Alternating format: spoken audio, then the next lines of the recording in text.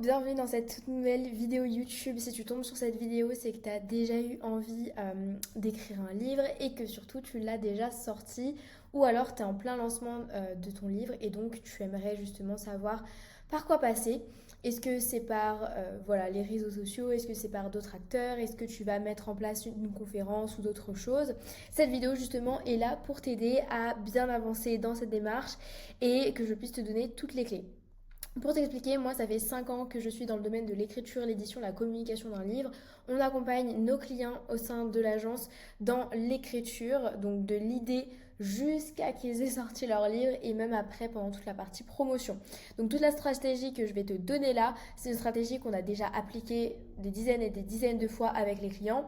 Et chacun ont eu des résultats en termes de médias, de visibilité, de portée, de vente de livres aussi, effectivement. Donc, pour t'expliquer déjà par où commencer, en premier, le plus important, c'est d'avoir vraiment ton objectif. Quel est l'objectif de ta campagne, de ta stratégie de contenu, de ta stratégie en général pour ce lancement ou pour cette promotion de livre? C'est quoi le but? Donc, la première des choses, c'est de définir les objectifs. C'est ça qui va être le plus important. Est-ce que ça va être vendre ton livre, vendre une offre, partager de la valeur, créer plutôt une communauté, un mouvement lié à ton offre, à ton idée? Et on a aussi obtenir un maximum de visibilité. Ça dépend vraiment de ce que tu veux. Est-ce que c'est les ventes de ton livre, l'offre, une offre de coaching que tu veux vendre après le livre? Est-ce que ça va être juste de créer ta communauté pour montrer qu'en fait, il y a plein de gens qui sont soudés, qui ont les mêmes idées, les mêmes valeurs que toi?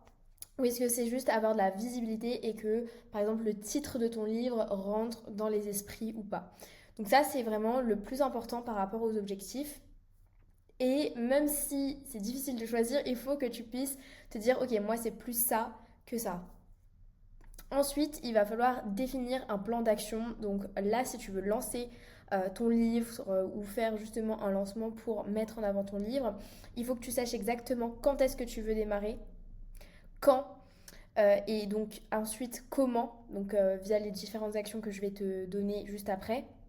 Si oui, et que tu veux lancer ça maintenant, bah, sur quel réseau social, avec quels acteurs, comment est-ce que tu vas diffuser ça? Donc ça, c'est vraiment le plan d'action qu'on va définir ensemble aujourd'hui, que tu puisses avoir toutes les clés en main.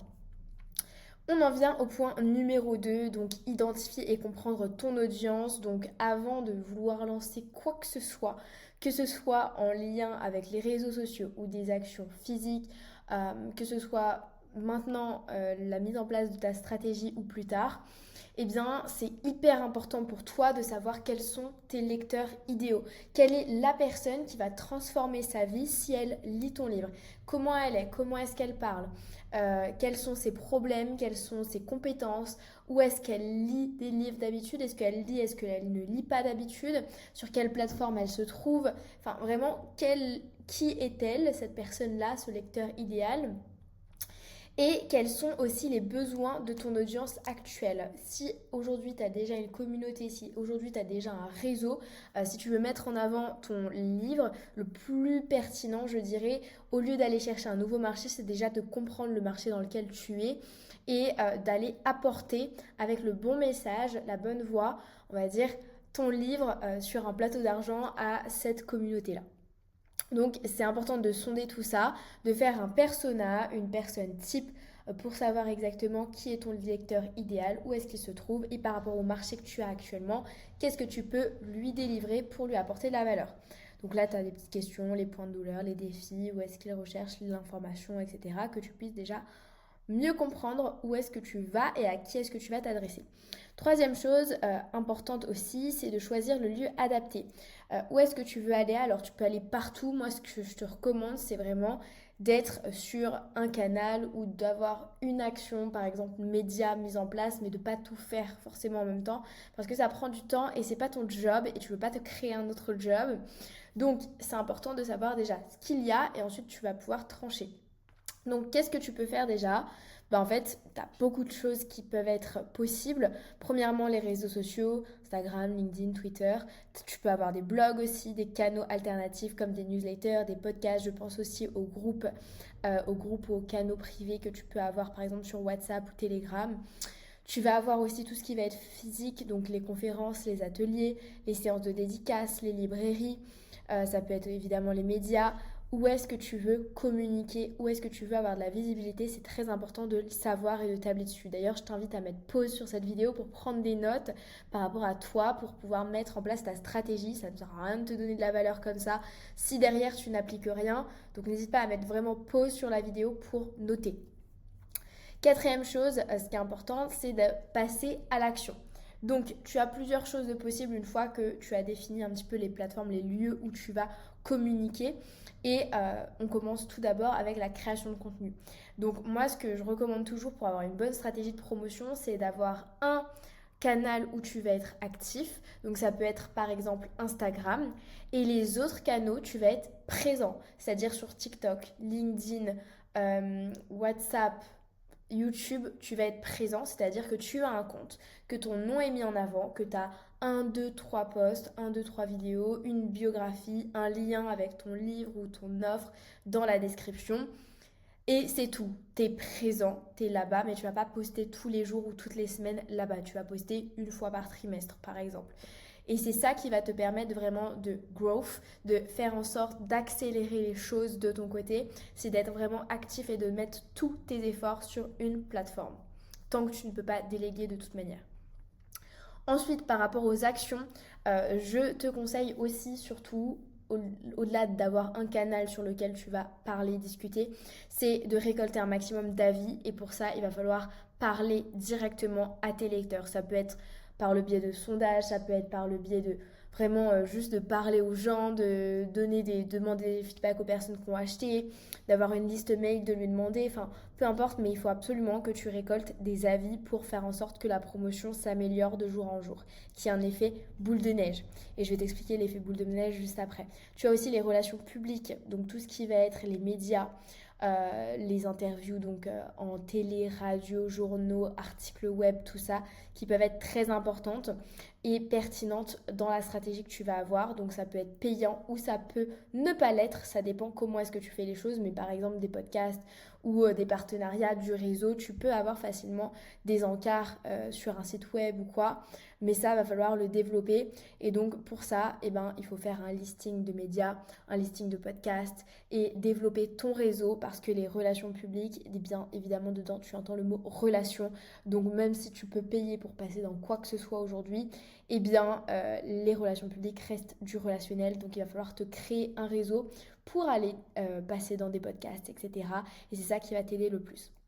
Autre chose, on a le contenu donc évidemment en ligne, donc quand tu vas le mettre en place pour être beaucoup plus précis sur ça, même si tu as un canal, même si tu mets des relations publiques, même si tu mets des actions payantes, donc tu crées des conférences ou quoi que ce soit, le plus important, étant donné que c'est les réseaux sociaux, pour moi en tout cas, à l'heure actuelle, c'est le plus important, eh bien, tu vas avoir besoin d'avoir un calendrier éditorial dès maintenant, de savoir qu'est-ce que tu vas poster, ou au moins à quelle fréquence tu vas poster chaque semaine.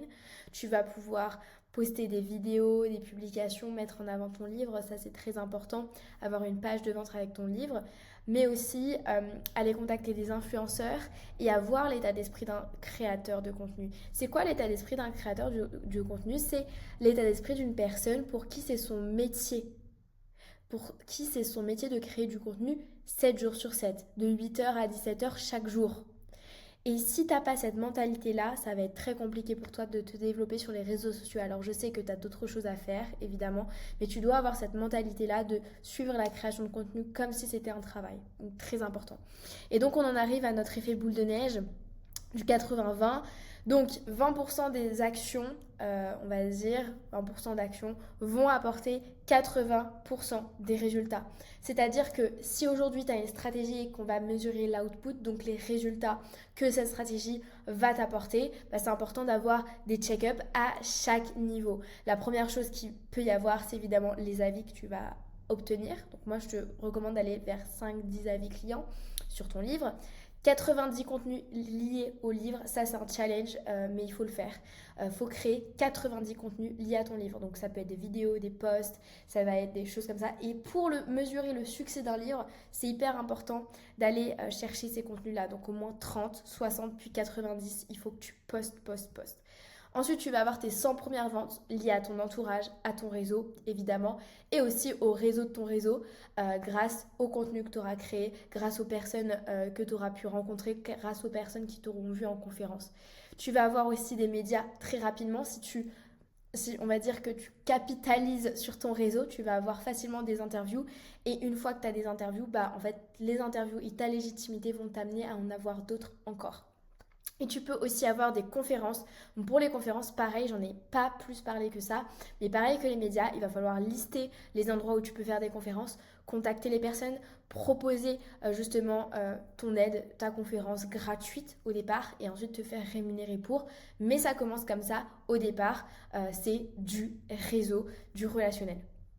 Donc voilà pour ça. Et toutes ces actions-là t'apportent 80% des résultats. Donc ça peut t'apporter derrière, une fois que tu as créé tout ça, et oui, évidemment, il faut avoir tous ces résultats-là. Et ça, tu peux les avoir en 2-3 mois. Vraiment, ça peut aller très vite sans être à fond dessus. Une fois que tu as ces 20% d'actions, tu peux aller chercher 80% des résultats sur l'année à peu près, où tu vas avoir 30-50 avis directement, une communauté évidemment engagée, des ventes de livres, donc 500 à 1000 premières ventes très rapidement et assez facilement, vraiment 15 à 20 médias, parce que les médias vont voir que tu as été interviewé et donc ils vont venir à toi très rapidement. Pareil, 5-10 conférences parce que tu seras intervenu quelque part et donc il y aura d'autres conférences qui vont se suivre. Ou pareil, tu as signé quelque part une conférence, et bien on va te rappeler pour cette conférence et pour en faire une autre les années à suivre. Donc voilà le plan pour la promotion de ton livre. Cette stratégie, c'est la stratégie qu'on applique. Tu as beaucoup d'idées là que je te donne, évidemment, avec les conseils que j'ai. Mais le plus important, c'est de créer toi-même ta propre stratégie et donc de lister exactement les actions que toi, tu pourrais mettre en place. Moi, je t'ai donné le maximum de data pour pouvoir te lancer, les clés. Mais vraiment, l'objectif, c'est que tu puisses créer toi ta propre stratégie. Donc voilà, c'en est tout pour cette vidéo. Si tu as besoin d'aide pour te lancer dans l'écriture, l'édition, la communication de ton livre et que tu veux justement scaler ton image, propulser ton business, faire en sorte que ce livre soit vendu et qu'il ait des avis positifs, tu peux tout simplement prendre un rendez-vous avec moi ou un membre de mon équipe. Dans la description, il y a mon agenda directement et tu peux prendre un créneau avec nous. On verra comment est-ce qu'on peut t'aider par rapport à ton projet et tes objectifs. Donc voilà pour cette vidéo, j'espère qu'elle t'aura sincèrement aidé. J'ai voulu te donner un maximum de valeur. Pense à t'abonner à la chaîne parce que sur cette chaîne YouTube, tu retrouveras d'autres cours comme celui-ci pour t'aider dans vraiment ta visibilité et la création de ton livre. C'était Meili, je te souhaite une très belle semaine et je te dis à bientôt. Ciao.